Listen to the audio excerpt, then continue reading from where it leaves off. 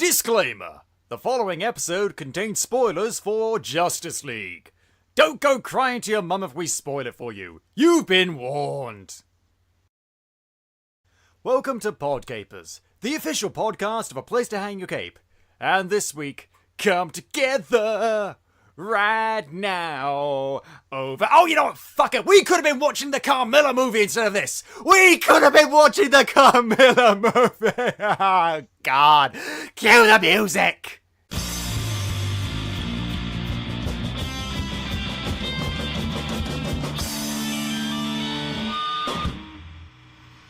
Hello there, Capers, and welcome to PodCapers, the official podcast of A Place to Hang Your Cape. My name is Scott James Merridew, and this is the show where we do various geek and nerd-related topics, and are joined each week by a very special different guest. And this week we are once again joined by our Generalissimo, our Nick Fury, our whatever wrestler that people like that is in charge of things. I don't know, wrestling. I'm trying to cover a broad spectrum of pop culture topics. It's David Molofsky! I think the name you were looking for was Vince McMahon from wrestling. Isn't he like the head of the WWE? I don't know, and I don't care. How you doing, Scott? I'm enjoying seeing your 3D glasses again. Yeah, I got a new pair. Yeah, I heard. In Disneyland, right? We don't talk about that, okay? But trauma I endured. These are different. It's a different pair. These ones aren't magical. They're just slightly smaller and hipsterish. Fair enough. Well, folks, if you do want to know where Scott got his magical pair of glasses, you can listen to our musical episode at ab2hyc.com/cuethemusic, where Scott went on a wonderful, magical, lovely adventure where he had a beautiful time with in this magical, dreamy place called Disneyland. It was shit! I believe I sang a song about how shit it was. It's shit. It's shit! No, we're not going back there! We're leaving aside Disney, that fuck nugget, for one day. We're actually going to talk about a different fuck nugget beginning with D, DC. And you know what? It's finally here. Justice League, the thing that precisely two people in all the world wanted to see, and one of them was Zack Snyder. How did you like the movie? Not Joss Whedon. The other one was not Joss Whedon. Yeah. I gotta say, last weekend, as some people may know, I watched Batman v Superman with the Deleted Scene podcast. We got drunk. Poor soul. It was all right. We played a drinking game, but it was the extended edition, and that was the first time I'd had to sit through that. So that's 3 hours of my life I'm never getting back. But so I'm going into Justice League just to set the scene a little bit. I went into Justice League sort of very down on the whole thing, having just watched BVS, having pulled it apart. But I think that a lot of it, actually, rewatching BVS made me enjoy Justice League more, because I was sort of expecting... Yeah, just by comparison, exactly. I think that if I had watched Wonder Woman a second time before, I would have been more disappointed in Justice League. Because for me, I went into Justice League with no expectations, because I refused to have any expectations, good or bad, for DC. Because, when I went in for Suicide Squad with good expectations, they were crushed. And I went in with bad expectations for Wonder Woman, they were completely reversed.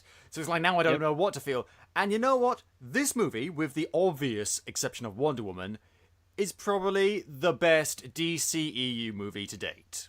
Yeah, but I feel like that's not saying much. It's not saying anything. It's like saying, okay, so we squirted out a turd, but this time it wasn't diarrhea. So I was saying this to a friend of mine who was like that he'd heard in a lot of the reviews that it was better than BVS, but not as good as Wonder Woman. And I was like, well, you've just named two films at opposite ends of the spectrum. Of course it's going to fall somewhere in the middle. That's like saying I hear Showgirls isn't as good as Citizen Kane. Yeah, exactly. Yeah. There are worse movies out there than Showgirls, but that's not the point. The point is, you just compared, a obviously well-made and good film to shit. shit. And so, but nevertheless, overall, I mean, let me just get this out. So I didn't hate Justice League. There were moments that I genuinely enjoyed, and on a scale of worst movie ever to best movie ever, I would give it just a movie. I think it was fine. I think it didn't do anything. It didn't really surprise me at all, but except for the fact that it was watchable, it was decent. Like, I wouldn't hate watching it for a second time. You know, it's that kind of film, but it's not something that I would actively seek out watching again. I mean, I may be able to tolerate this movie, but I don't think it's good, but not by a long shot. I think there's a lot of things wrong with that. I think, however, there is a lot of stuff that is good. I say a lot of stuff. There's a few instances of things that have been good with it. And that's something I want to bring up this point right now before we go properly into it. There's lots of individual moments in this movie. In fact, most of it is made up of individual moments. It's very... Yes, and that's something I want to get into as well. Yeah, and a lot of these moments are actually pretty good. Mainly because there is a good cast in this movie. This does have good actors. Yeah. And it's kind of hard to not get a good scene out of Gal Gadot. Yeah, or Amy Adams, or even Ben Affleck, honestly. And so those individual scenes range from, not good to fine to actually quite good. The problem is, all these individual moments feel unconnected, loose, and so it's a weird scenario where it's worse. The whole movie is worse than the sum of its parts.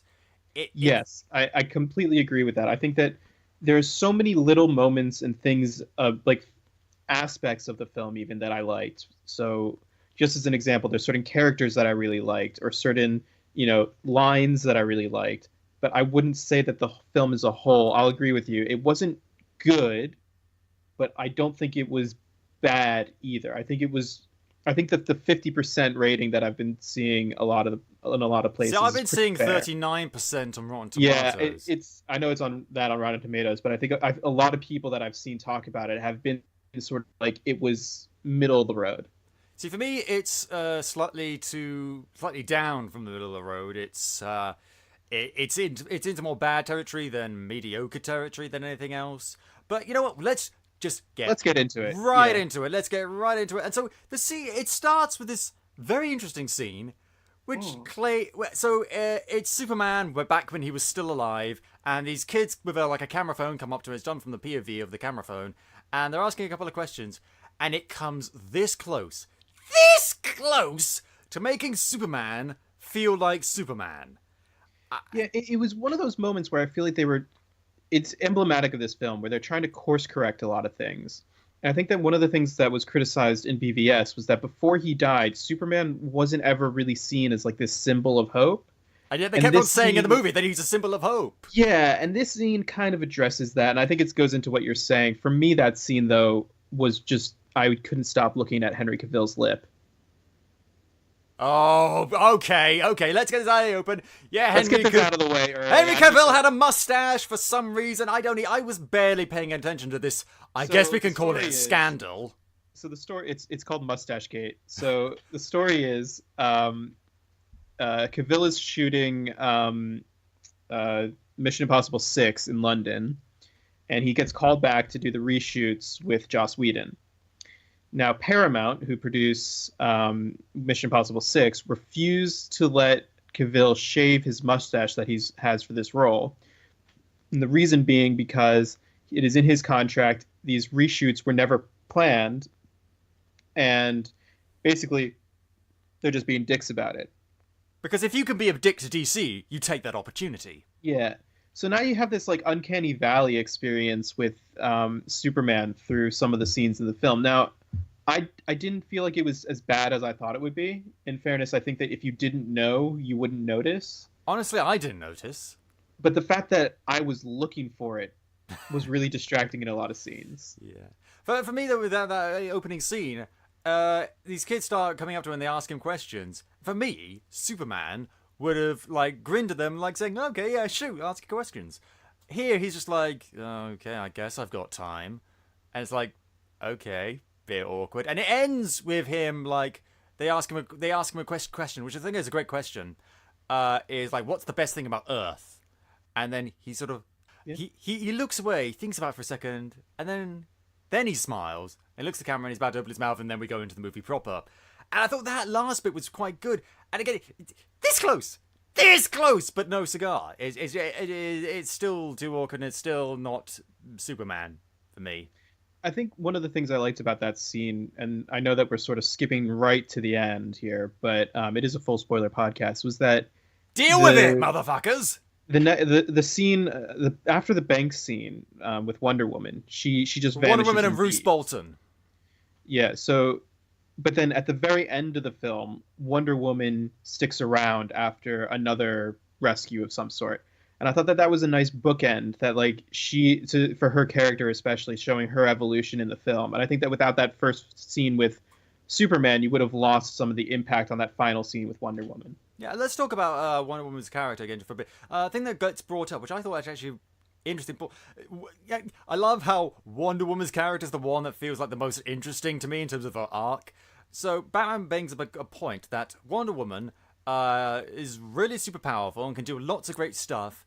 He's heard of Superman, but before we met her, he'd never heard of Wonder Woman. She'd been kicking around Earth for like 100 goddamn years, being a superhero, and yet he'd never heard of her. She'd never actually, because she could have been a symbol of hope, but she wasn't, and she hid herself and that's sort away. Of what I'm getting at. Yeah, but it's also like it's unclear from all of these films what actually happened to her between her film and this one. Like, was she actually rescuing anyone? Or was it just like hanging around in museums? Yeah, and was the first time that she'd actually put the armor back on when Darkseid appeared, or not Darkseid, Steppenwolf. No, and BVS, the bad guy. Doomsday. Doomsday. They all start with D's, and they're all CGI monstrosities. Yeah, pretty much. But I agree with you that I think her arc was really well defined, and I think one of the things that we'll continue to get at as we talk about the characters is that the team, at least, had their characters were developed in more than I expected. They all had arcs, whether they were good, bad, or otherwise, is to be for us to discuss as we go on. But I think that they all had clearer motivations than anyone in BVS did. Oh, good luck trying to figure out the motivations in fucking BVS. But and so go from the first scene, and then we get sort of like a little montage of the world dealing with the aftermath of Superman gone. Despite the fact that the guy actually didn't do that much, let's be honest.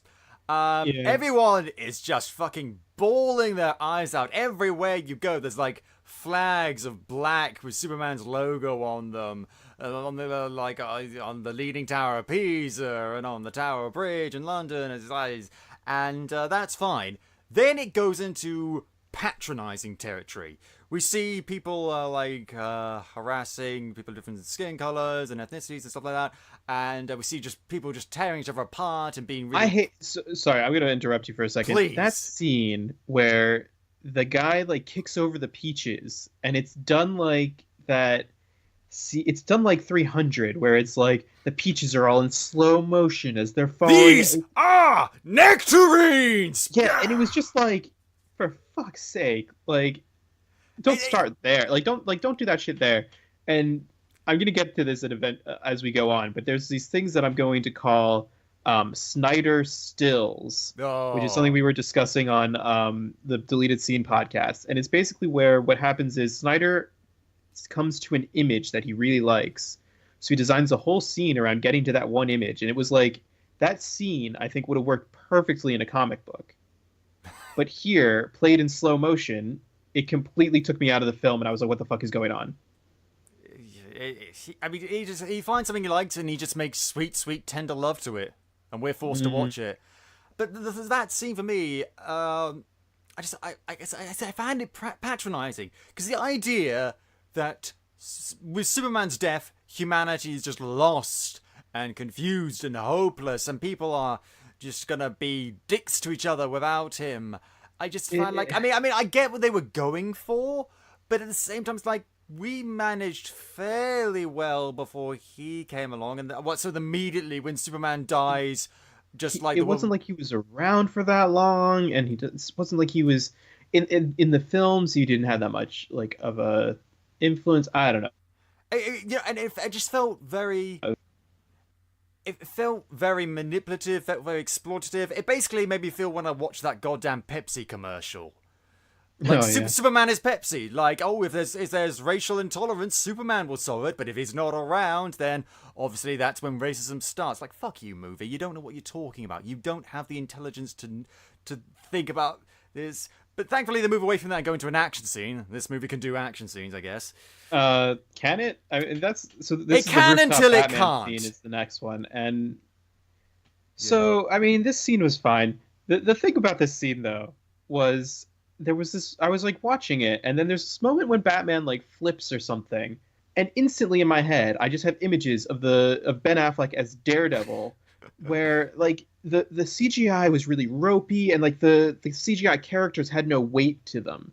And it felt like, and this they're not is even on strings; they're floating on the air like a feather. Yeah, and it's like the CGI throughout the film, I think, was shit, to be honest. And this scene was the first one to do it, and it was just like it felt like a cutscene from a video game. Yeah, because Batman, he finds this guy like on a roof. He's stealing stuff. I recognize the actor, but I don't, for the life of me, know where I know him from. He's a character actor. He's in a lot. Yeah, and then this parademon shows up, which is like this techno flying insect creature thing. It's not the Chitauri. It's not the Chitauri. Barely. Yeah, barely. And so Batman beats it up and it explodes. And then something really weird happens. He and the robber have a little conversation about like, well, I guess with Superman gone, the world really has lost hope, hasn't it, Batman? Batman? It's like he kind of like he just leaves the guy, like he doesn't.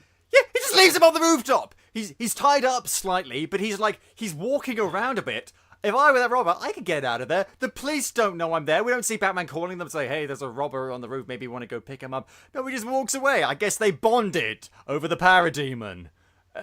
No. Yeah, I will say that the movie for me started off really badly. So the next scene is the scene we were talking about, which is the Wonder Woman bank scene, right? Yeah. So at this point in the film, I'm like, all right, I'm paying attention to the CGI. I've already been taken out of the film twice, right?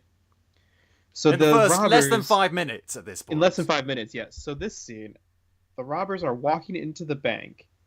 And up until this point, I had completely forgotten that Danny Elfman was doing the music. Oh, I didn't know that until I saw the credits. I was distinctly reminded when the robbers walked in and the music went bum bum bum bum diddly diddly diddly diddly bum bum bum bum diddly diddly diddly diddly, and I was like, oh right, it's definitely Danny Elfman. Yeah. I was just like, that is also like every Danny Elfman song. That's how it goes. He's not gonna bring his A material for Justice League. Well, no, he did. He kept giving Batman his 1989 theme, if you noticed. Yeah, he did his part for DC, and they keep coming back for more. It's just like, what do you want from him? I mean, there were definitely moments when I liked the music. I mean, actually, because I was paying attention to it from that element, later on when Wonder Woman was fighting, I actually liked the Danny Elfman cover of the Wonder Woman theme, which is like the best theme ever, yay! But I like it. Yeah, but then I was also like, again, taken out of the film, and then she's using this super speed, which I don't think she's ever had before. Every fucking character in this movie has super speed, which would be fine if wasn't a character whose only power was super speed. Yeah. I feel like Wonder Woman's got enough powers to be going on with just like you also could have done that scene without her having super speed to do it. Yeah. And pretty much not all you would need to change was like the numbers on the digital countdown. Yeah. Like just give her a little bit more time. Like it was fine. 30 seconds instead of 10. I don't know. Or was it 30 seconds? I don't know. But the point is she beats the bad guys, saves the hostages, and then she meets up with Bruce Wayne and stuff like that. And then Bruce Wayne goes, I think it's Iceland, to meet with Aquaman. And with another scene with horrible CGI. Like when Aquaman is standing in the water there and like shirtless, and you see those mountains behind him, it's like, well, if that's not a green screen, you know. I'm sorry, David, I wasn't looking at the mountains. Oh my. I was looking at those other mountains. Those gorgeous pecs of his. But no, and the thing for me though, that scene is like Bruce Wayne has a beard. Next scene, he doesn't have a beard. What was the point of that shaves. beard? Yeah, it's just like, why did he shaves it off? Yeah, why? I think it was I actually thought it was a good thing. It was like, he's going to Iceland. Like, why wouldn't you grow a beard when you're going somewhere cold? What? Just wear a scarf, man. Like I don't. No. Because he always has to have his chin on show. We know this. He hates covering his chin clearly from the way his cowl fits. You got to have that butt fleck chin. I just found that weird. And also something weird I noticed. I swear, and I might be wrong with this. I swear, Aquaman's eyes kept on changing. Yeah, they did a little bit. There were some scenes when he had his own natural brown, and then there were others when it was like that sky blue. Yeah, and it's like I don't mind same color as the PodCapers t-shirt. What? Oh yeah. I don't mind what his eyes look like. I just want some goddamn consistency. Yeah, although it wasn't as jarring as say Kate Mara's hair in Fan Four Stick, but it was noticeable when it. We're talking about the windows to the soul here. Yeah. And so then we get the Amazons. The Amazons are back. Yay! Only they look slightly different, don't they? Yeah, I mean, so A Place Singer K posted one of these pictures at some point, and a lot of people came back to us saying, so, okay, let me back up. So the Amazons had much more, let's say, skimpier and impractical armor this time around. Fucking Snyder. Because we made a point of mentioning in our Wonder Woman review on PodCapers about how awesome the Amazons' costumes were, because it was like armor, but it was practical and it was awesome and it was cool, but it wasn't overtly sexual in any way. I think you also touched on it in the episode with Chelsea Slotin when you were talking about female depictions of women in comics and stuff. So because this is a big bugbear of mine in practical female costumes. And then we get this movie, and apparently, it's midriff season. And it's just like, they're just bikinis, basically. They're leather bikinis. And it's like, to go from the things that we had before to this, and it's like, provided that, it's different time periods, and there's different things going on, but like, all of that really is sort of so irrelevant, because the whole point of the costumes was to be like functional. Yeah, it's like no wonder Steppenwolf kills so many. Did you lose all the costumes from the last movie in a fire or something? I don't. Yeah, seriously. Did you not watch it? Fuck. And it's a shame because the scene with the Amazons is pretty cool, because like Steppenwolf appears, and let's give a bit into Steppenwolf. He's a big CGI fuckboy, and so look, it's another giant gray monster. Yeah, it's another giant grey monster. Fucking literally hell. Every single. So there's 5 DC films so far, right? Man of Steel, Suicide Squad, Batman vs Superman, Wonder Woman. This one, yeah. Yeah. Every single one of them, the villain could be described as a big gray guy who's really, really strong. What? Even Zod? So Zod, you could describe him. His costume's entirely gray. You got Doomsday. Great. You've got Ares, yeah. Oh, he's CGI, but he wasn't really grey. Well, whatever. I mean, they're all like dark, and then you have the fire monster from Suicide Squad or whatever it was. The shadow monster, whatever the Enchantress turned into. I don't care. I stopped paying attention at that point. Yeah, you're right. They're all big CGI monstrosities. And I mean, so that like the point I'm trying to make is like compare that to Marvel, where the villains may not be great every time, but at least they're distinct every time, and they feel real and they feel there. They could have made a Christopher Eccleston voiced Dark Elf that was just CGI, but they fucking didn't. And here we have a Kieran Hines. I'm pretty sure that's how you say his name. Kieran Hines, Steppenwolf, CGI nonsense. And it's a shame because Kieran Hines is a good actor. He's a good voice actor, but he has not had a great run when it comes to superhero movies. First Ghost Rider 2, now this. Yeah. Anyway. Yeah. Let's push on. So we were talking about the what scene were we on? So basically, the backstory of Steppenwolf is Right. that he tried to invade the Earth once, and basically, everyone came at him. Humans, Amazons, Olympic gods, Atlanteans Green that have never... Lanterns. Yeah, Green Lanterns. Yeah, nice to see Green Lanterns. No Martians for some reason as well, but like, cool to see Green Lanterns. What I really liked about that was, in BVS and even like Thor Ragnarok recently and all the Marvel movies, it's like you get those things where it's like we're setting up the sequel, we're setting up the next one. I feel like this one didn't do that as much, which I really liked, and the way that the subtle inclusion of a Green Lantern, as if to say, yes, Green Lanterns exist in this universe, but we're not going to speak of them anymore. That was really nice. Yeah, I guess. But the thing for me that stood out was the Atlanteans, because I mean, the Green Lanterns don't really matter that much in this movie. The Atlanteans do, because Aquaman is an Atlantean, but they have never once been mentioned or hinted at even before. And apparently just That's Atlantis... Okay. No, yeah, but apparently Atlantis exists in this movie. They mention Atlanteans, and like I think it was Wonder Woman. Was it Wonder Woman or Hippolyta or someone that mentions Atlantis? But no other character says, well, there's Atlanteans now. No one even raises that question. I was thinking, like, okay, there's Atlanteans. Do you maybe want to go into that? Because who are these Atlanteans? No, I disagree on you with this.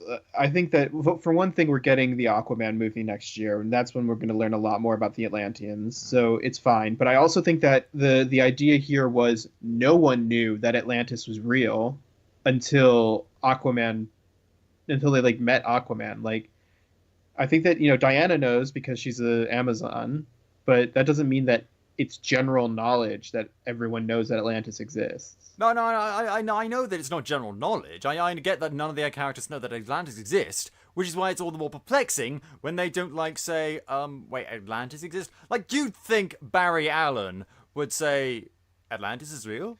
Yeah, that's true. You'd think that they'd hang a lampshade on it of some sort, yeah. Yeah. It's just like one line. They could have done it one fucking line. But, no. And so basically... That's a bit nitpicky, though. Anyway, let's keep going. Yeah. And he tries to, I think, take over the world by transforming it into his home planet or something. And he got beat and he retreated. And now these things called mother boxes are separated and hidden all around the world. I would have given one to one of the fucking Green Lanterns and hidden them all off-world, where they can't do any damage. Yeah. But that's just me. I think things through. I mean, my feeling on this was, a villain in the DC universe who wants to terraform Earth to make it more like his own home. Where have I seen that before? A villain who has to use this magical, technologically advanced, cube-shaped object. So here's my feeling on it. So Man of Steel is the exact same plot. And in fairness, I think it was even like a bigger threat. So where the fuck was everyone else when Zod came to town? Yeah. Like, same thing. An alien invasion by an aggressive force. In fact, the Green Lanterns didn't take notice of that. Holy crap, there's some Kryptonians are still alive. They escaped from, like, the Phantom Zone, and they're converging on Earth, this place that we once defended. Yeah, anyway. Because they didn't think this through. They didn't plan any of this. They are making it up as they go along. So here's the thing. So for me, like I was saying before, that I kept getting taken out of the movie. And this whole summer I've been playing with, like, when am I in? And it's like there's a moment and I'm like, I am in. And so, for instance, with like Thor, it was, once it was it was basically the second act, when the second act started, he was on, and Valkyrie was introduced. I was like, okay, now I'm in. For Baby Driver, as a counterexample, it was the first beat of the first scene. I was like, I am in. I'm in this film.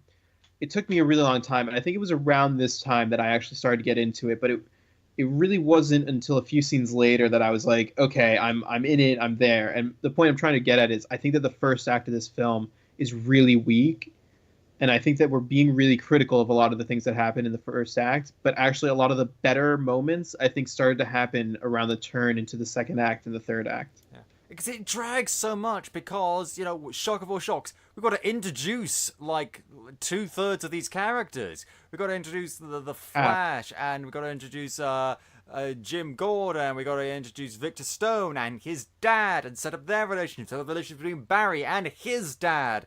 And it's just... And so that's apparently fine. Father issues are mandatory to join the Justice League. Apparently, Wonder Woman daddy issues with Ares, Superman daddy issues, Batman mummy and daddy issues. It's yeah. Apparently, yeah. That's a prerequisite. And let's talk about the Flash. Let's talk about Barry Allen. Now, you've got something to say. No, I was going to say I liked the first couple scenes that he was in. So did I. But I have some issues with it. Here's the thing. He's the comic relief sort of character. He's quite funny. He's the one who's witty and is making all the puns and the quips and stuff. And that's fine. I like that kind of character. It starts off really funny and really doing. It is a breath of fucking fresh air in this grim and dark DCEU. Then it starts to get annoying. Then he starts becoming just a little bit too incompetent to make up for his lightheartedness. Like, Spider-Man is making jokes all the time, but he's actually good at what he does. The Flash sometimes is good at what he does. Other times he's kind of like, shut up, Barry! God damn it, Barry! For me, it wasn't necessarily that being the issue. I'll agree that like it did start to wear on me a little bit, but I also think that he's supposed to be very new to being a superhero. I mean, he kind of says it himself, like he's never done battle before. Yeah. And I think that, you know, his character is much more, you know, fresh, and he's literally the new guy. You know, they never call him the Flash in the whole film. Yeah, but his like thing, it's unclear whether he even has taken on the identity of the Flash. Or is he still just Barry? He's got the lightning bolt symbol on his chest. Yeah, I know. I mean, he has been doing a bit of crime fighting, but there was a good point in the movie where he says, "What I usually do is run up to people and then push them." Yeah, that's the and line that's a fair point. But here's the thing: Cyborg is also the new guy. In fact, he's even more of a new guy because he's just been hanging out at his flat the whole time ever since he got turned into a cyborg. Which we don't see. I guess we're waiting till the Cyborg movie for that. Like, that's another thing. All the development for half of these characters is waiting for their movies. Like, you could have done these movies to begin with. I'm not disagreeing again.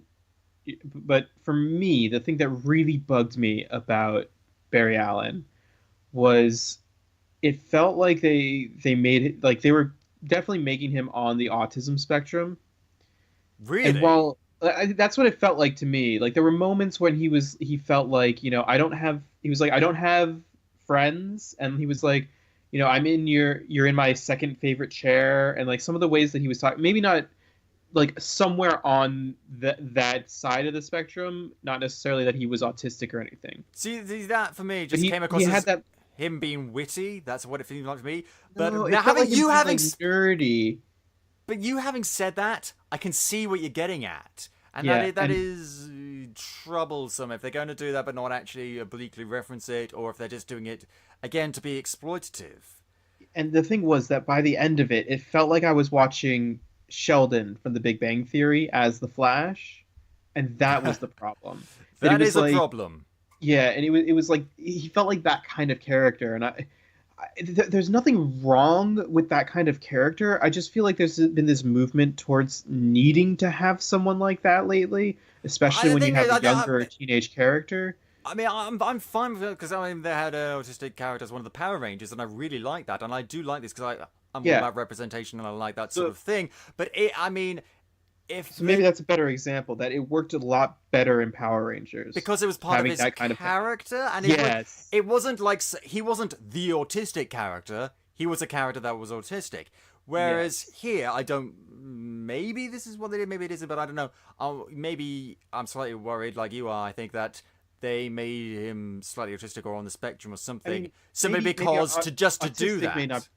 Maybe isn't the right way to phrase it. You know, he had social issues. But then again, any guy whose mum is murdered and his dad is framed for it, and when he was a little kid, is going to grow up with some kind of issues, I guess. No, No, because the Flash on the in the TV show doesn't have any of those specific kinds of issues. But he's also witty and nerdy and stuff like that. But he's not. Yes, but it's not without. It's without the side of autism. Yeah, I mean, I don't know. We're getting into very hypothetical, speculative areas. Right, but the thing that I did like about this Flash was he was very distinct from the TV version. Yeah. They didn't try to do the same character, so props to them. I also really liked his chemistry with Cyborg and with Bruce Wayne. I think he had some really good moments, especially, and I know we're jumping ahead, but that my favorite scene with the Flash was the save one scene. Yeah. And in the middle where Batman's like another and another. Yeah, and another. It's like just go in and save one. And he's like, which one? Yeah. It doesn't. He's like, it doesn't matter. Just save one. Yeah. And he's like, and then what? And then you'll know what to do. Yeah, and it's a good point. And because again, there are moments in this movie where it works, and so basically, Steppenwolf is going around the world stealing mother boxes. He steals it from the Amazons. He steals one from Atlantis, which prompts Arthur Curry to pop down there. And after Steppenwolf, gets the mother box and fucks off, and I guess Steppenwolf can breathe underwater now. He and Mira, who gets as an Atlantean, have a little talk. And apparently, this is the first time he's been back to Atlantis since he was a kid. Yeah. So here's my impression of what his origin was, but I feel like they didn't address it very well. Which is they're going with he's a half man, half Atlantean, and was raised by his human father. Yeah. But I feel like it was so subtle that if you're not paying attention, you definitely miss that. It's blink and you miss it, because again, they're waiting for the Aquaman movie. Our character development and our understanding of these characters, what motivates them, is on hold. The thing is, so here's the thing. I just watched Avengers this morning, specifically because I knew we were discussing Justice League, and I wanted to go back and go, was Avengers actually as good as I remember? Or maybe I'm just looking at it with rose-colored glasses, or in Scott's case, 3D-colored glasses. Yeah. And I watched it this morning, and you know what? It holds up, and it is a really good film. And one of the reasons is every time they introduce a character, as they're doing that recruitment phase in the first act, they get at exactly who they are, and it doesn't matter if you missed one of those films. They explain to you exactly who that person is. So for instance, Bruce Banner, he's in Chile or whatever, and it's I think it was India. India, whatever. I'm not. Doesn't matter. Yeah, he's in another country. He's in a hot country where there's people, and way to narrow it down. Yeah. So they sort of talk about who he is, where he is right now. They talk about the other guy. They get into it. That's all you need is one scene. Or with Captain America, it's that scene where he's at the punching bags and he's having flashbacks to World War II, and then Fury comes in and the line it's a one-line thing. It's are you trying to get me back out into the world? And he says, no, I'm trying to get you to save it. And it's that's all you needed, really. Yeah. You get the idea that he was asleep for a long time. They build it all into it. And with Justice League, it takes 4 scenes of each individual character for them to even get close to something like that, and then they just leave out half the stuff. And with Aquaman, that was the biggest thing for me, because we've only seen the Atlanteans in one flashback to them fighting Steppenwolf. We know nothing about them. They cram in just a bunch of exposition, and it's supposed to be a big moment. This is their prince, I guess, coming back to Atlantis for the first time ever. And it's quickly over. There's not a lot of stuff going on. And did he always know that it was there? Why didn't he go back before? I know. And also, the CGI in that scene. Jesus Christ. That was one of the worst CGI scenes, I think. Of this film. It was just she's clapping or doing her water motions or whatever. And it's I was where's her face? I want to see Amber Heard's face. I really do. I really like her face. Actually. Okay, easy. But legitimately, there's it was just like it felt like a cutscene from a video game. And in the third act, especially, there were a lot of moments in the big battle where it felt like it was like this was a video game. That was the worst part for me, the final big battle, and so then afterwards we get another character, Commissioner Gordon. I like J.K. Simmons. He's not in the movie long enough for him to leave any kind of impact. Totally wasted. They made such a big deal about him like going to the gym and stuff, and it's like like we saw him with like biceps. He could have shown up looking like Jabba the Hutt, and it wouldn't have mattered. Yeah, because and if it was a know-nothing bit part, or maybe just a slightly smaller actor, like a character actor or anything that was playing the part, we wouldn't mind. It's like, oh, it's Jim Gordon. Oh, that was a nice scene with Jim Gordon. As opposed to, Oscar winner J.K. Simmons. Genuinely good actor. Or Oscar nominee, at least, whatever he was. Yeah, but yeah. Yeah, I think he won awards at any rate, and he's a very, very good actor, and as you say, he's wasted. He's utterly wasted. There's a couple of good lines he has, like, nice to see you hanging out with friends and stuff like that.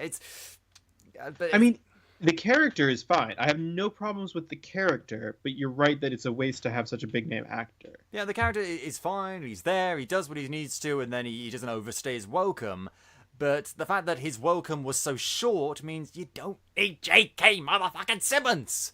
But I will say, I think it was that scene on the rooftop that was when I was like, I'm in, because that leads right into that big action set piece. Yeah. But something we skipped over was Cyborg's recruitment to the team. So I actually really liked that scene with him and Diana. I thought at least it was different. Yeah. I think that if you're looking at it, especially after watching the Avengers, you have to find a way to unite all these people. And it very much felt like the way that like Coulson and Natasha kind of split the list and they went off and recruited everyone. Yeah, that was a very good scene. But the problem for me is Cyborg. I'm not familiar with the actor that plays him, but he left no impact on me. He really no. I'm not saying he was bland. He just nothing stood out about him. And there's so much like he's part machine, he's part man. What is he? And he just sits around in his flat moping. Understandably, I would mope too if I had been turned into a horrifying freak of nature. But they don't go into it enough. Yeah, I also think that more of him should have been human. Like he should have had the one human arm. Like a third of his face is human, and that's it.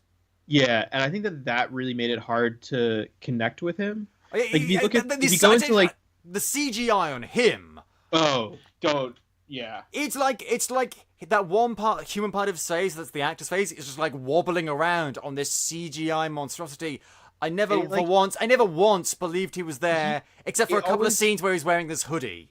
Yeah, and it always felt like he was like changing size, and like when he had his hoodie off, especially, it was like his head.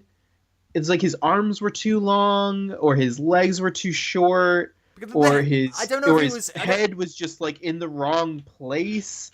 I couldn't really, but it's like it was very uncanny valley. Like that was the real uncanny valley for me. Like it wasn't human. The CGI on the face armor, like the one half, like the Phantom of the Opera side of him, if you want, that wasn't too bad.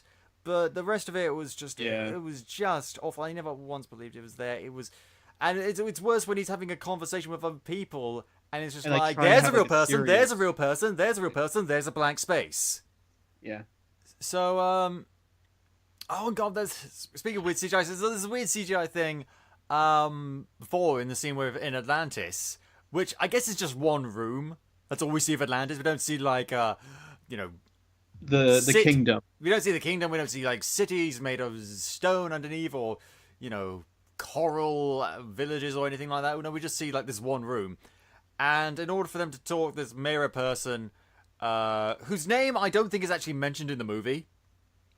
I think he calls her Mara, but she's Aqua Girl. She's his wife in the comics. Right. But anyway, see, she creates a little air bubble for them to speak into, and I guess I really liked that, to be honest. I think that during the production there were a lot of talk about like how they were going to address that specific problem. I think that's just a really simple way of just just letting the actors act, basically. Instead of just going like blah blah blah blah and have it subtitled. Bloop, bloop, bloop, bloop, bloop. No, we can go into it. Anyway, and so then we get first big action scene with them all together. Yes, this is the save one scene. The save one scene, and good for them. They actually thought about the civilians for once in a DC movie, and actually, got them out in time.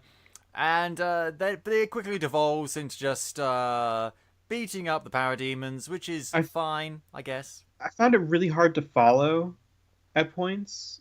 Like, there was some parts where it feels like characters, you can't tell where they were. They kept on switching places, and there was not a lot of choreography, action, continuity. Yeah, it also felt like they had all the actors doing their parts on different days, so it didn't feel cohesive in that way. It really didn't. And there's okay, let's call it for what it is: a spider bat tank. The Nightcrawler. Spider bat tank does whatever a spider bat tank can. It's a monster. It's a monster. There's a cool scene where Alfred's controlling it, and then Cyborg takes control of it, and Alfred's like, "Do I know you?" It's. Oh man, I actually kind of really liked snarky Alfred in this. I love Jeremy Irons. He's great. He's brilliant as Alfred. I loved his line like, "Do you want me to go over to Paris and deliver a handwritten note? Will you be on the team? Tick yes or no." This Alfred does not take any shit. He doesn't.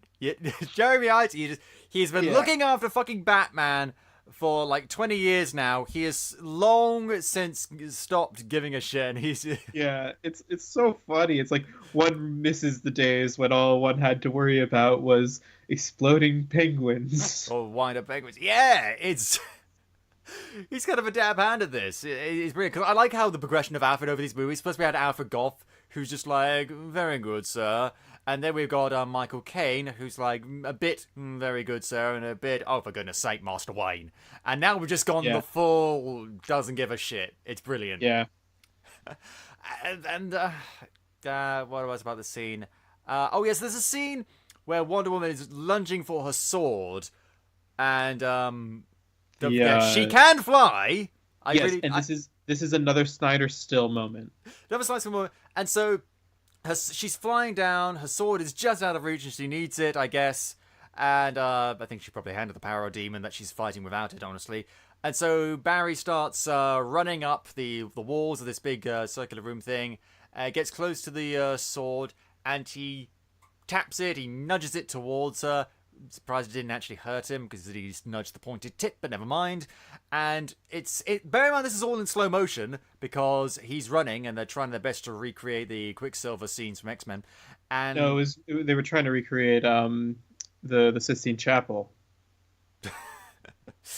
What is it? The God and Adam, the moment when like the birth of man, and so that's it. And he nudges the sword towards her in slow motion. Bear in mind, she does not have super speed, and as it goes towards her, she closes a fist around it.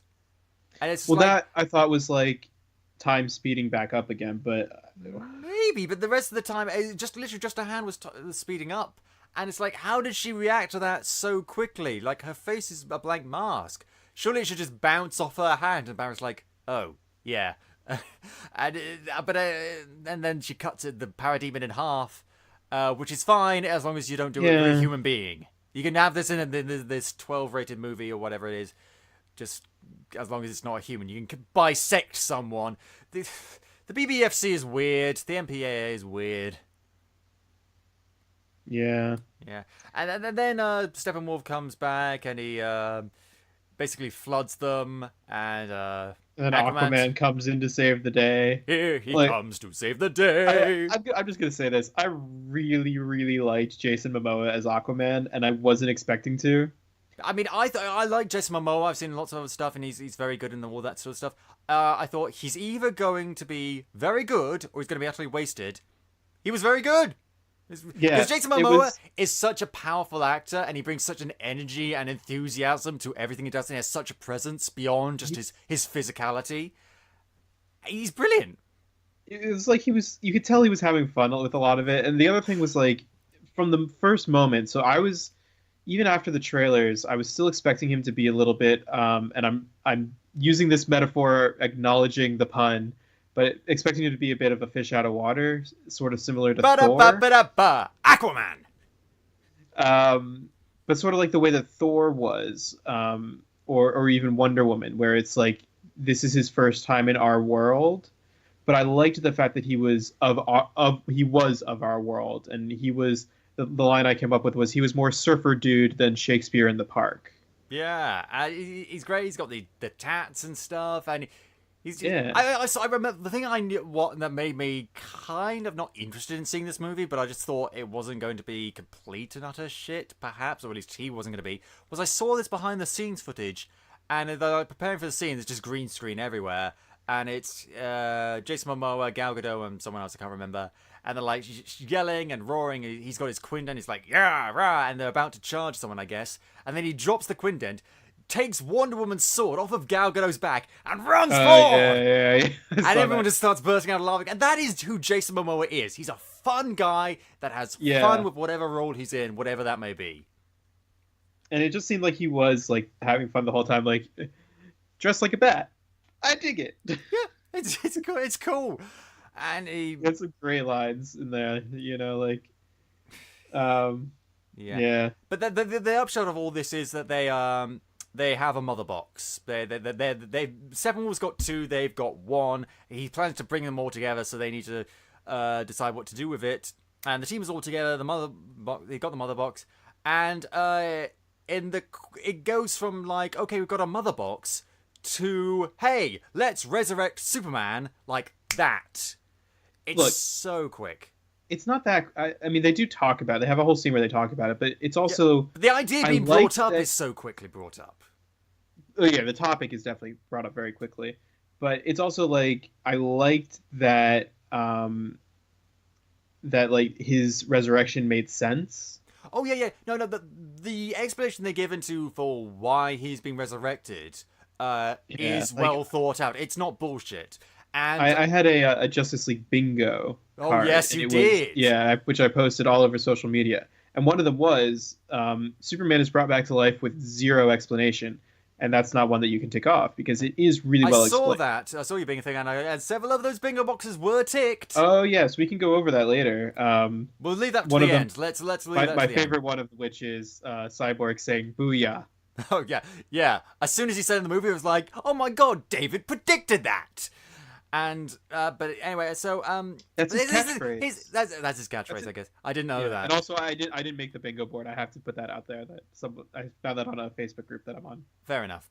But here's the thing. If this was a Marvel movie, they would have got the mother box at the beginning, and they'd have been running experiments on it all that way up to that point in the movie, and then they would find out, oh wait, we could use this to resurrect Superman. In this movie, they get what it. They do in Age of Ultron. I mean, you literally just described the plot of Age of Ultron. They take the Soul Stone and they try to turn it into a superhero. Yeah. And then they eventually make the Vision. Which the scene of where the Vision is born is really similar to the scene where Superman is resurrected. Yeah. And again, we're not saying that the idea is bullshit, but it's just they come up with it so quickly. But in fairness, they do discuss the ramifications, like, should we bring someone back? Something could go wrong. This feels very hinky. And I can use that word. Go fuck yourself. and then we get a scene of him being resurrected. And we get to see Henry Cavill's magnificent chest hair. And duck butt. That scene where he's in the cornfield, his like butt's like really sticking out. I didn't notice that. I'm not an arse man. What can I say? Yeah, and that's when I realized, like, holy crap! This whole movie I was just waiting for them to resurrect Superman, and that's not really the movie's fault. It's more like a sins of a father sort of thing from Batman vs Superman. Yeah, but at the same time, I really liked that Superman didn't come into it until basically the 3rd act. Yeah. I feel like the whole film would have been very different if it was Superman, Batman, and Wonder Woman gathering the rest of them, rather than just Batman and Wonder Woman gathering them. I felt like it gave the dynamic a lot. It made it a better dynamic. Yeah. And he's naturally a bit pissed off about having previously been dead, and he's got a few memories missing, so he goes kind of ape shit. Doesn't help. So this is another thing that Cyborg's, I was about to say mechanical arm. Both of his arms are mechanical. Not much differentiation between them. Accidentally like shoots him because he can't fully control it, and it's going like a bit haywire, and he thinks it's as if it detects the threat, so it's going to attack. Kind of thing. Here's the thing. That happens like twice in the whole movie, and it never gets brought up again. It's like, okay, so you can't fully control it. There's stuff about this technology you don't understand. You want to go into the ramifications of that? No, because they're saving that for the goddamn Cyborg movie. And I don't like the idea that character development has to be put on hold for a later thing. I mean, as much as I rag on DC for copying Marvel, like, there's a reason why the way Marvel did it worked, because they got all the important and ideas about these characters done with, so they could focus on the crossover. Now I'm distracted from the crossover. Even in the crossover, I'm going to bring this up again. In the crossover, Marvel still succeeded in giving them some character definition and development, and that's the true success of it. Yeah. But also because they were building from a foundation. They already had a baseline set up, so they could expand it. Exactly. Here, there is no baseline. We need to establish the baseline, but we can't spend so much time establishing the baseline because there's a limited amount of time, and we've got like 5 characters. And granted, not all of them have to be established baseline. We already know a bit about Wonder Woman, and that's why Wonder Woman works the most. Yeah, it's true. So what did you think about the scene where it's Superman versus everyone else? And he just beats them all up. It's fine. It did its job fine. And I think it established very well. Sorry, what? It did a good job of establishing everyone's power levels. Yeah. Like saying that, like, you know, clearly defining that Superman is the strongest, like especially between like Aquaman and Wonder Woman. But that like and the Flash. That was a there was a great scene with the Flash. So the Flash has been really good with his super speed so far for the most part, and he's running behind Superman. He's about to like deck him from behind, and then Superman, not in slow motion but not in fast motion either, somewhere in between, slowly turns to look at him, whilst he's got like Wonder Woman and Cyborg like, flick to him, and then Flash goes like, "Oh shit!" His eyes like bug out. He's like, "What?" And that was very cool. That was really very effective.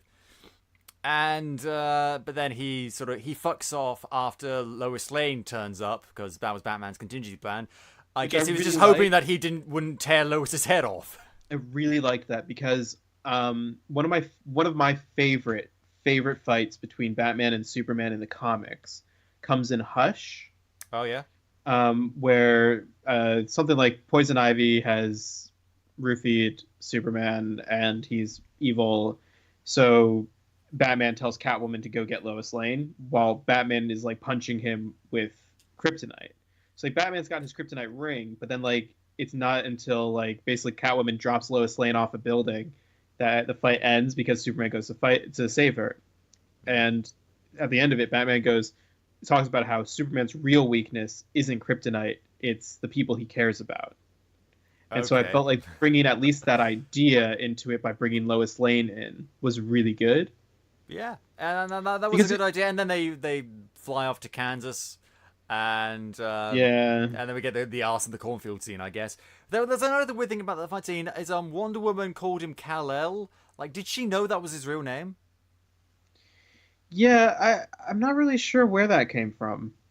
Like, who told her that? Who else knew that aside from... I was wondering because it was very clear that she was going to say his name at some point, and I wasn't sure if she was going to say Clark. I think they do say Clark at some point, in full view... Lois Lane calls him Clark, in full view of police officers.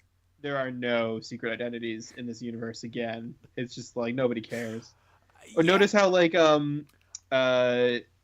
Aquaman totally outs Bruce Wayne in front of a whole bunch of those like Icelandic villagers. He's like, "You dress up like a bat and fight crime? You're a crazy man, Bruce Wayne." There's like a nice little fisherman who's like, "What? Oh, I am calling the Daily Planet." Boop, boop, boop. And speaking of the Daily Planet, now that Superman is back, obviously Clark Kent is also back because they died at the same time, and no one knows that. I saw an interview with Henry Cavill about this, and they said that they have an idea of what they're going to do with Clark Kent, and that this gives them an opportunity to do something different with Clark Kent. Yeah, because I was wondering, because they never explain in this movie how Clark Kent would explain how he came back from the dead or something. But I guess, again, they're saving that for later. Yeah. But I think that, at least they didn't try to address that in this. Yeah. But they also, after they use the mother box, it lands on a car a while away. And I like how they're also focused on Superman. They completely forget about the mother box. So Steppenwolf just walks up to him boop, mine now. Yeah, and he just goes and he puts it together in the middle of Russia or something. Yeah, he puts it in the middle of Russia. So there's a scene. So I think it's one of the next scenes that I really liked, which is I really liked the dynamic between Bruce and Diana. Yeah, I thought that their flirtation and their chemistry, it really worked. And the scene where she's resetting his arm after Superman bashed it or whatever. Yeah, I thought that was really good, and I actually am looking forward to seeing the two of them together more.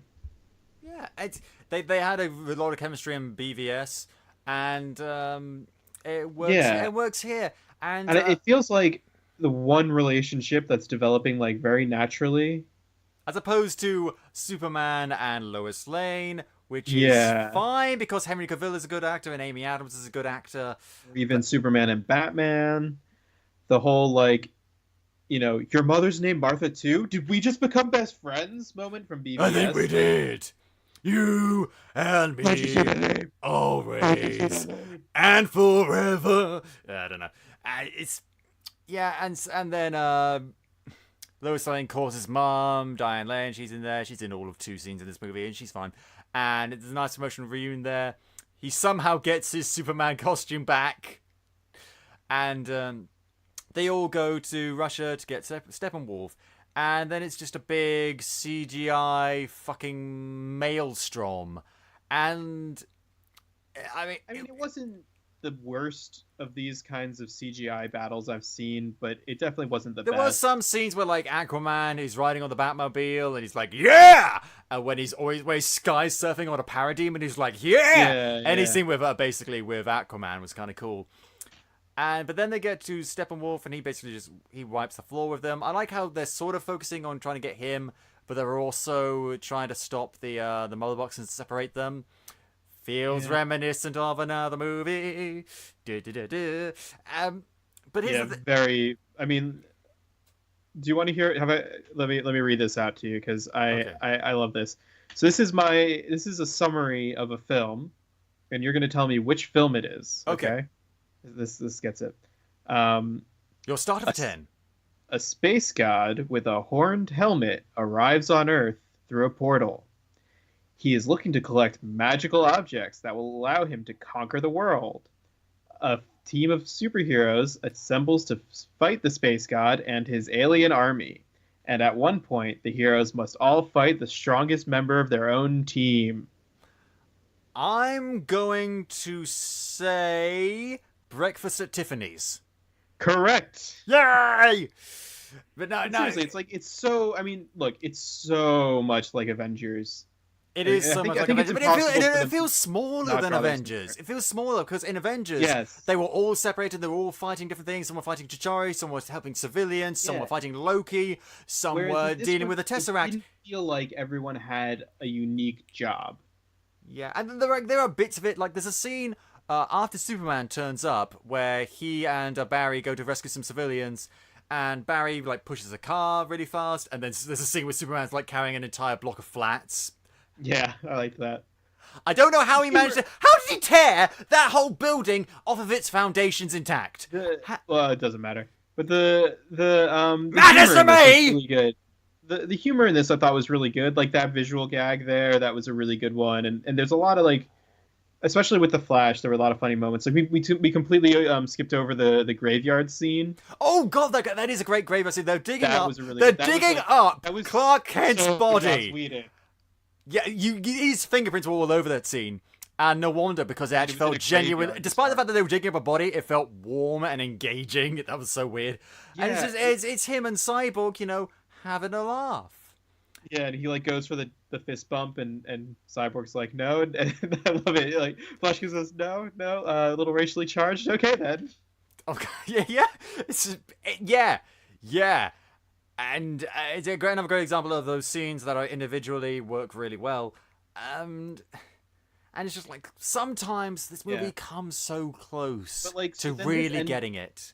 Yeah, this third act, the battle, it was another example of like these Snyder stills where he's definitely going for a visual frame, like a single frame that looks really good. So here's a few examples. So first of all, Batman and the team walk off the plane in this, like, with the smoke screen going, and it's like really badass. And then immediately Batman turns around and walks right back onto the plane. Yeah. And then later they're like having their like a little hero moment where all 6 of them are sort of standing looking at the rubble, and then the flowers bloom. But it's like this. It's that shot of the 6 of them. No, Wait. Let me make my point. So they're standing on top of like some rubble, and the 6 of them are all together, and it's just like, what are they doing? Like, why are they there? Why aren't they like going somewhere? Why are they just like watching whatever? Like this, like they're just looking at some rubble. Because it looks nice. Yes. Compare that shot to the first shot we got of the 6 Avengers. That circle shot. It was so quick, but it did exactly what it knew. But it was also awesome. Hulk roars, Black Widow cocks a gun, Hawkeye takes out an arrow, Thor readies his hammer, Captain America readies his shield, and Iron Man floats down. It's so quick, but it does everything it needs to. Zack Snyder, he is so indulgent and so he's so in love with his own ideas. And the point is that scene with the Avengers where they're all 6 back to back, right? They're forming this circle because they're about to go into the fight. And it's actually, that shot actually tells you something. It's like, it's storytelling in that shot. It's weaving the narrative into the cinematography.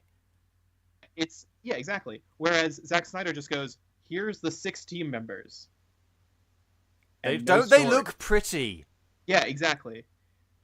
It's and ridiculous. You can hear us if you listen to the deleted scene episode. We talked about this a lot. Christian especially, that scene where in BVS where Superman is like floating over these. It's like there's these people caught in like a flood. It's like Katrina or something. They're like on the roof of their house because it's flooded that high, and Superman is just sort of floating above them. He's not saving them. He's posing for the photos. Sort of thing, and it's the sort of thing where if that was a still image, if that was a comic book panel, it would be perfect. It would be amazing. It would totally work because the idea would be that the next panel that's missing is him going down to save them. But since this is a movie, by not showing him actually moving down towards them to save them, you're totally screwing it up and like defeating the whole point. Yeah, and speaking of Superman, he fights Steppenwolf for this, and the minute he shows up, like, the fight's over. He's so OP that the fight's Steppenwolf. Like, I would have liked it if they gave him the edge. Like, it's still going to be a struggle, but we might just win this thing with him. Here, like, the minute he shows up, he's wiping the floor with him.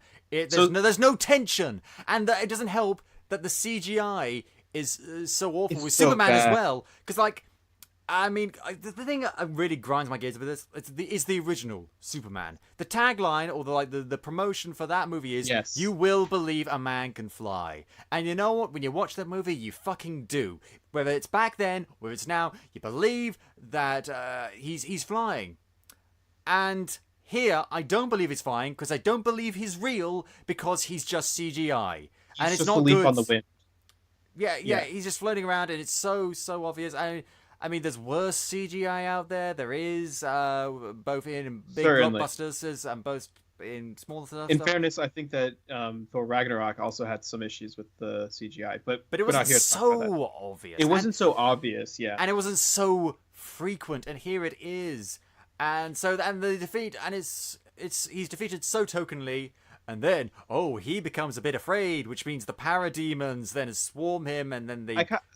I mean, I kind of liked that, but the other thing about I want to say Ciarán Hinds, but Steppenwolf was whatever. So about Steppenwolf as a character is the scene where he's most powerful is his first scene when he's fighting the Amazons. Oh yeah, he's literally taken on an army of Amazons. And then the next scene where he's fighting someone is when he first fights the Justice League, and he's basically fighting Diana, and that's it. And Diana gets some punches in. Like, she uses her, saw this in an interview, so when she crosses her arms, they call it the boosh. The Wonder Woman bush. But, like, then Gal Gadot was like, then they asked me in an interview what my favorite move was with Wonder Woman, and I said Wonder Woman's bush. And then we realized we needed to change the... But anyway, so Wonder Woman uses her, like, whoosh, like with the clinking of the armbands. Yeah. And, like, that like shoots him back. And the thing is that, like, so she lays a hand on him, let's say it that way. Yeah. You know, she gets some punches in. And it's like, if one member of this team can do it, you know, and she's the second most powerful, then as soon as Superman shows up, he's definitely going to get a hand on her. And it felt like as the movie went on, Steppenwolf was getting weaker and weaker and weaker. It's the worst kind of weakness because it's plot convenient weakness. Exactly. Whereas, like, for instance, in the Avengers, Loki is pretty, you know, easy to hit no matter... Loki's power set stays consistent, but you also add in the fact that in the first few times that he's fighting them, the Avengers, like that scene in Germany, he's purposefully, like, trying to get captured. Yeah. To the extent that, like, you know, one of my only problems, like, I have problems with the Avengers.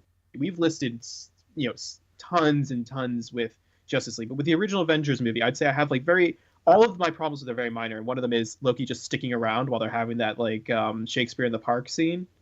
Yeah. Like, he just stands there and watches. It's like, well, obviously he wanted to get captured, guys. Come on.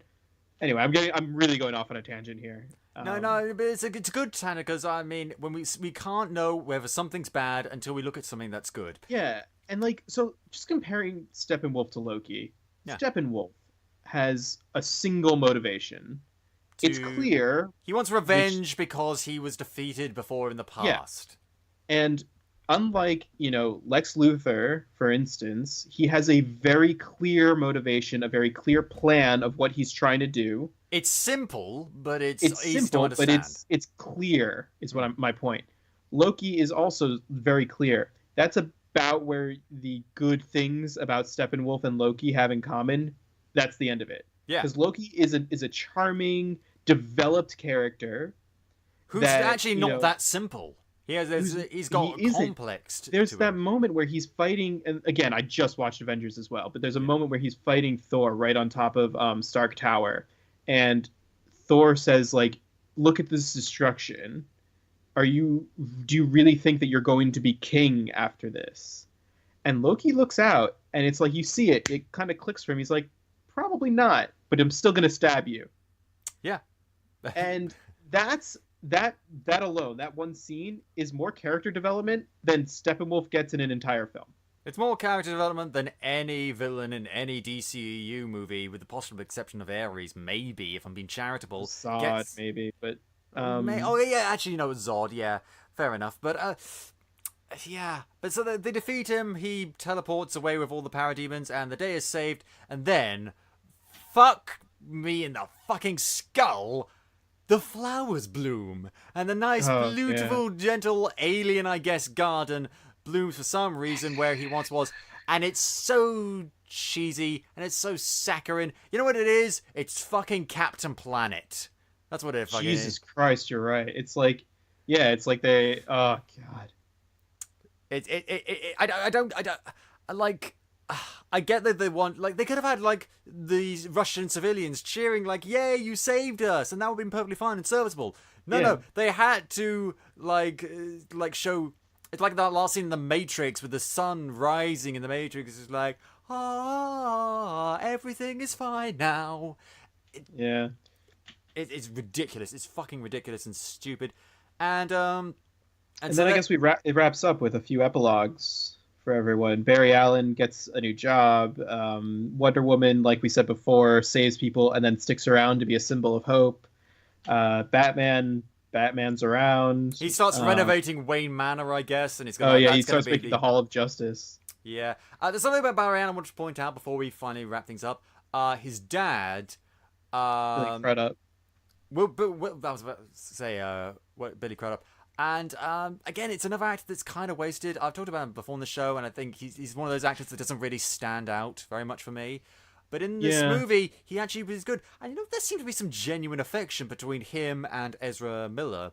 I actually thought the two scenes they had together were actually really good. I think that so Amber Heard, I would actually also add to the list of actors who were wasted. I haven't seen her. I'm not saying that she's a great actress necessarily. She's not on the same level, obviously, as J.K. Simmons and Diane Lane and Amy Adams. But she's a good actress. I thought they worked really well. I kind of liked Billy Crudup's version a little bit better than the TV version of the dad. I think that that hopelessness of don't think about me, think about you, I kind of liked. Yeah. But then the next scene, they're only in two scenes though, when Barry does get a job as a criminal investigator stuff sort of thing in a crime lab, and he's saying no, I'm still gonna get you out of it. His dad's absolutely fine with it. Well, no, I think it was more like the dad was proud of him for getting a real job kind of thing, which it's still I think it was really good. The one thing I didn't like about it was there was no hint that the father wasn't guilty. Oh yeah. It's just I mean, you could say that it implied that, but it never outright stated Dad, you're innocent. You shouldn't be in here. I think when they were doing their little exposition on the plane scene with Bruce and Alfred, it was Alfred saying something so his father is in prison for killing his mother, and Bruce is ouch. And it's well, young Barry has always insisted on his father's innocence, and it's sort of well, of course he would. There's one other thing I want to talk about. Is that I want to think a good thing. One last good thing to talk about. Good. I really like this scene where they're all in the plane together, they're going to the final battle, and Aquaman starts to get really open emotionally. He talks about how, man, fuck dying, I don't want to die, and Wonder Woman, you're really hot, and oh crap, I'm sitting on the lasso of truth. Yes, I really liked that. I thought that was a really good scene. It that also had Joss Whedon written all over it, but yeah, Wonder Woman was that was beautiful. It's shut up. Yeah, it's brilliant. I have to say, I really felt I connected with Jason Momoa a lot, with his Aquaman. I'm really excited for next year. I think that his film is going to be really good. I certainly hope so. I wouldn't put it past DC to ruin it, but I wouldn't count Jason Momoa as a bad investment. I think, you know what? If you can look like that and have all this big, muscles on muscles and the wild hair and stuff like that, but also get genuinely emotional in a scene, brilliant. Yeah. He's not like one of those wrestlers who pretending like they're actors or something like that. Yeah, and I'd only seen him in the first few episodes of Game of Thrones before this, because I'd only ever watched the first few episodes of Game of Thrones. I think I seen him in a movie once, and I saw him in Stargate Atlantis. He was fucking cool in that as well. And dreadlocks like a laser revolver. Ironic. Yeah, I mean, the thing is my point being that I haven't really seen him in much, so I was willing to give him the benefit of the doubt the whole time, but the fact that he doesn't look like my idea of Aquaman as well. Yeah. He's the dark hair and stuff. He's Conan, he's Conan the Barbarian as well. Yeah, I know. But as soon as he started talking, I was like, this is great. Yeah. I really liked him. I have two more things I wanted to bring up quickly before we wrap up. So one of them is, so I know we put a spoiler warning on this. I don't feel like there were that many spoilers in this film. More just because obviously they win at the end. Yeah. And the main thing I felt was the spoiler, that especially the one that they were trying to protect at least, is everything around Superman coming back. But it's the thing, I think we know he's going to come back. Yeah. But I think that they did a good job in the marketing of making sure you knew that he was coming back, yes, but also having it be really, they didn't give it all away. They didn't reveal how he comes back. He was never really in the he was only in one shot in the trailers, really. And it was the one where he was in the cornfield, and I thought it was a dream. So I thought it was, I think it was really, that part of the marketing was really good, but the flip side is there was nothing important enough in the film to spoil. Yeah, and even then, I'd say how he comes back isn't important, it's that he does come back. And, okay, that. So in terms of spoilers, it doesn't matter how he comes back. In terms of the movie, if they wished upon a star, that would be pretty stupid. I don't mean like the mechanism by which he came back. I mean like, story wise, like, he comes back in the third act and does all this. Yeah. But there's nothing significant enough in this movie to be considered spoiler worthy. I think you're onto something, actually. Yeah. It's well, actually there is one thing that is spoiler worthy. See, there's 2 post-credit scenes. We never get any post-credit scenes. Wait. Before we go on to that, though, I want to draw a comparison to Avengers that I think is going to be really potent. Oh, yeah. Please go ahead. So, Justice League has no spoilers, and Avengers does. So, major Avengers spoiler if 5 years later you haven't seen it. But Coulson's death in Avengers, like, that's not just a big spoiler, but that's probably the heart of the film. Like, the emotional heart of the film is that scene where Coulson dies, and it brings the team, it unites the team in a really effective way. And I feel like that's another thing that this film was missing, like that emotional connection of, like, there was no Coulson character. There was nothing like Cyborg that I felt... and Flash are a bit buddy-buddy. Flash has got a kind of relationship with his dad. Cyborg's got a kind of relationship with his dad. They started that off kind of well with him being really resentful for his father for saving his life, and his dad just like, I just wanted to help you, man. I'm sorry you ended up like this. But they never really finished that. They rescue him later on, and then we don't really see them together again. But it's like the whole team doesn't have, like, you need like a team mascot almost. Like, you need someone that the team can have that emotional connection to. I don't know. It felt like it was that exact moment was the moment that was missing from the film for me. Yeah, Alfred does his best, but he can't. He can't carry this team. Exactly. God damn it! And imagine if Alfred had died around the same time story-wise. No, don't even joke about that. I'm just saying, but like, imagine if that had happened and that had united the team against the bad guy. I don't know. Anyway, we can talk about the 2 end credit scenes. Yeah, I like how has there ever been a post credit scene in a DC movie? So the only other one with a post credit scene is Suicide Squad.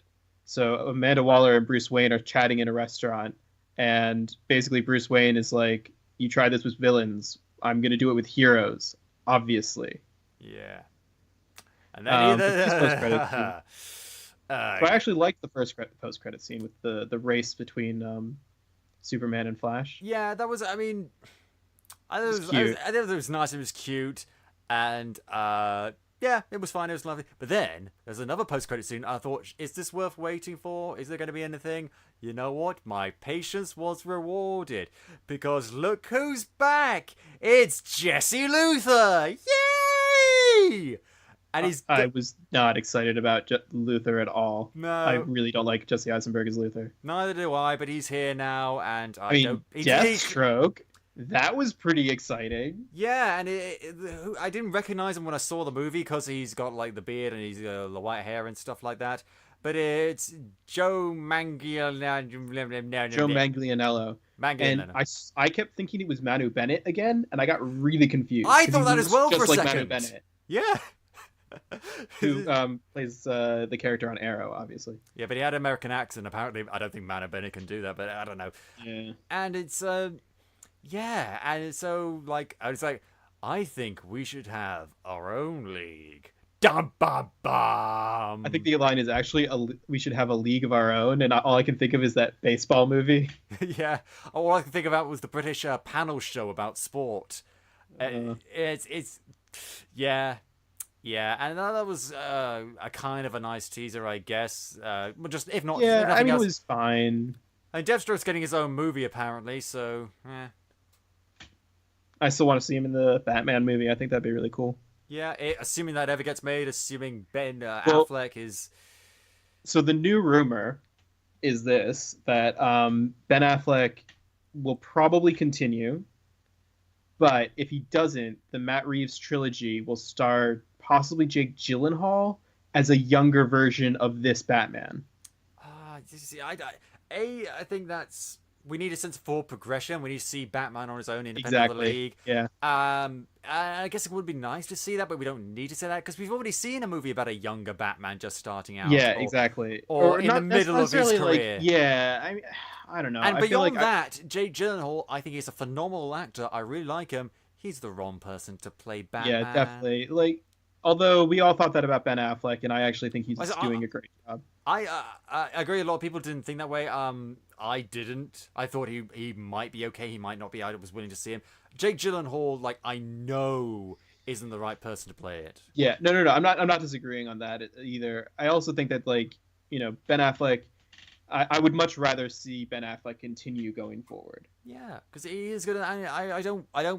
I want him to be happy. That's all I want. And I know he's struggling with a lot of personal stuff right now, which we won't go into. But I would say whatever's best for him, I want to happen. So if that means he steps aside from the role, then fine.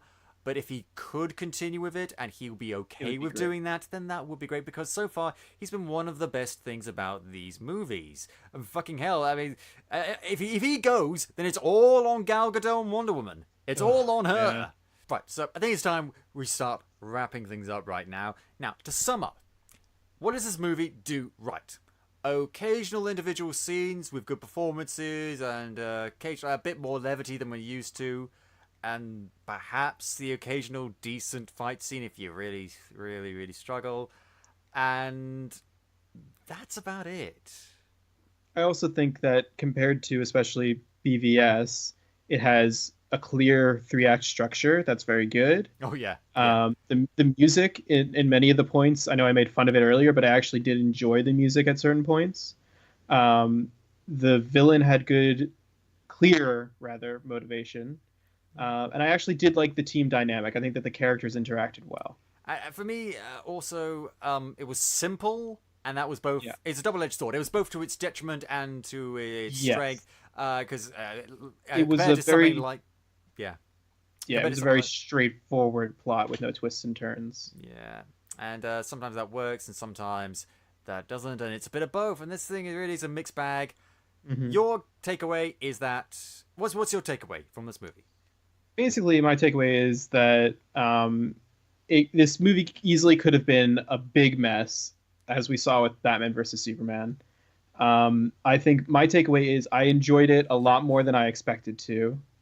I think that it has a lot of problems. We talked about it, the bad CGI, the Snyder stills, all the good actors that were wasted in the smaller roles. But overall, I think that it was fine. I enjoyed it and it was fine. And those are both things that I can't really say about Batman versus Superman. Okay. My thoughts about this, to make one last comparison to Avengers. I like individual moments in this movie. I like all of Avengers. Yes. Avengers, to me, I like the movie. Justice League, I like a couple of scenes. That's really my takeaway from this. I don't think it's a good movie. I think there's good scenes in it.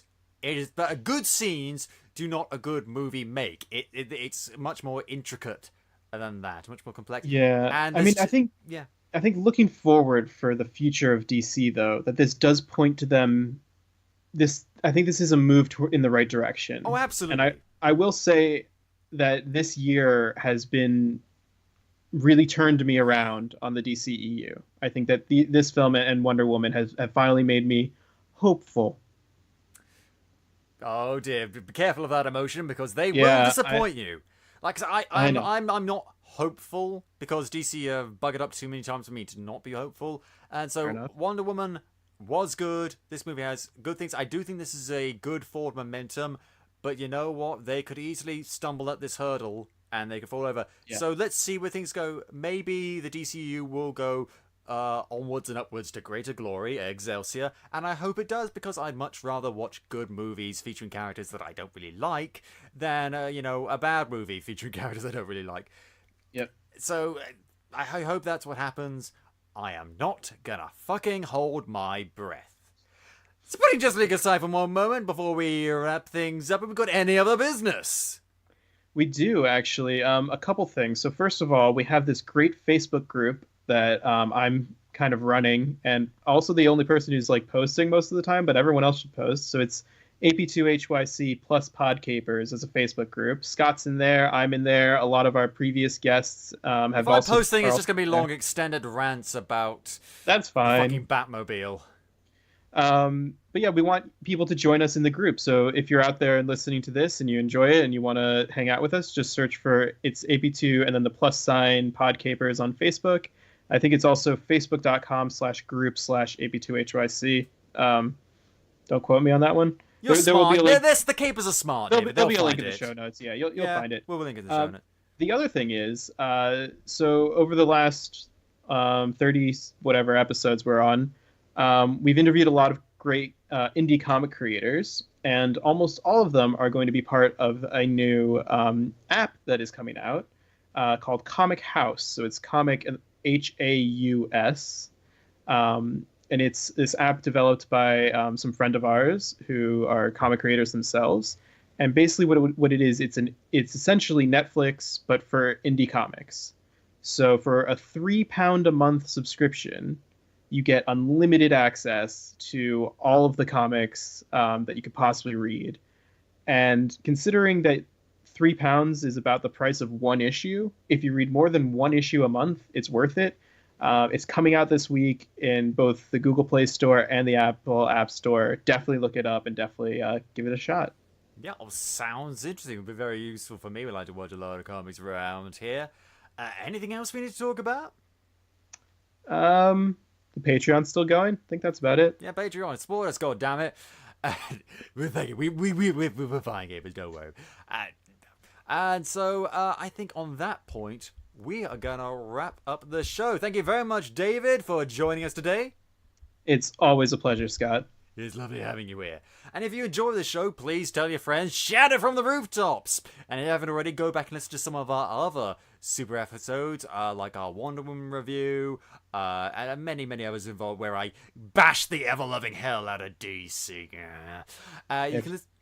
Sorry? If you want a really cracker of one where me and Mark torture Scott with an hour and a half of talking about DC, you can go back and listen to our Justice League as the Greek Gods episode. Oh, happy memories. Yeah.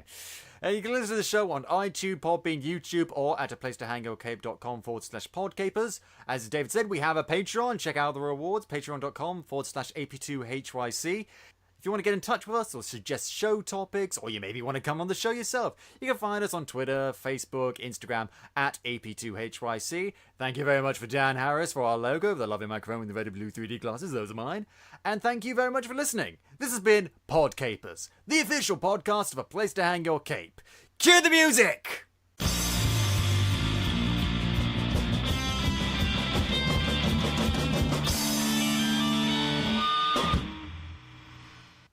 Bum, bum, bum, bum. Every fucking time. Bum, bum, bum, bum. Oh, that's the Danny Elfman version.